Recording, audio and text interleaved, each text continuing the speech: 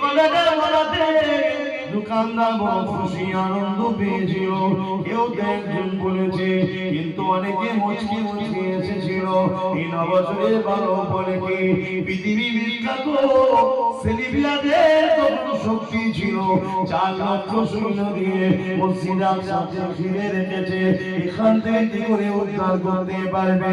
আল্লাহর হুকুম হলো সালাউদ্দিন আইবি জওয়ান হয়ে গেলে সঙ্গে সঙ্গে তিনি 12,000 সৈন্য নিয়ে মসজিদ আকসাকে উদ্ধার করবে বলে বাইতুল মুকাদ্দাসের দিকে রওনা দিয়ে দিয়েছিলেন।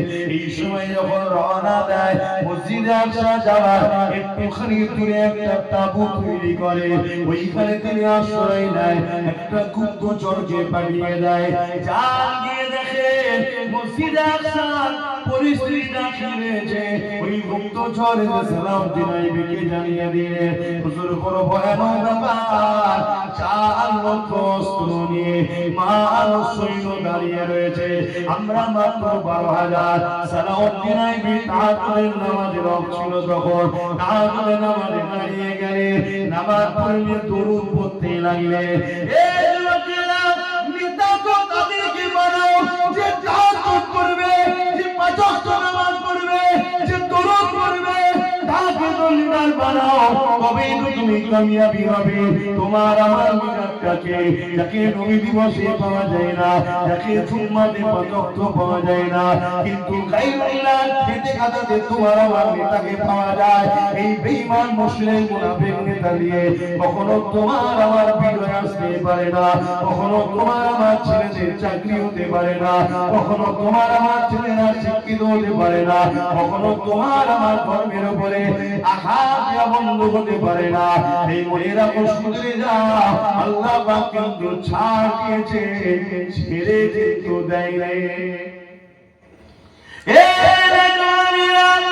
হযরত সালাউদ্দিন আইবি ফজরের সময় এসে যায়, নামাজ পড়ে নিয়ে হুজুর আমার একটা উঁচু জায়গায় দাঁড়িয়ে গেলেন। 12,000 সৈন্য দাঁড়িয়ে গেল সারিবদ্ধ হয়ে।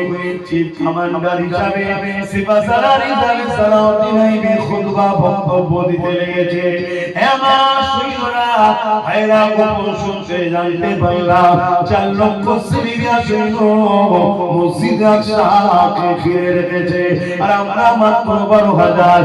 বিরাট খুনি লড়াই হবে। সালাউদ্দিন তোমাদেরকে জোর করবো না বাবা, স্বাধীন দিয়ে দিলাম বাবা। যার ইচ্ছা যাবে সালাউদ্দিনের পিছনে আসবে, আর যার ইচ্ছা যাবে ঘরে ফিরে যেতে পারে। সালাউদ্দিন আল্লাহর পথ পরাজিত থাকবে, আর আমি জিন্দেগি কাটাবো, এটা হতে পারে না। এই কথা যখনই সালাউদ্দিন আইবি বলেছে, 12,000 সৈন্য হুঙ্কার দিয়ে বলেছে, হযরত সালাউদ্দিন আইবি 4 লক্ষ কেন 40 লক্ষ থাকলো পিছপা হবো না। আল্লাহ পাকে ইনশাআল্লাহ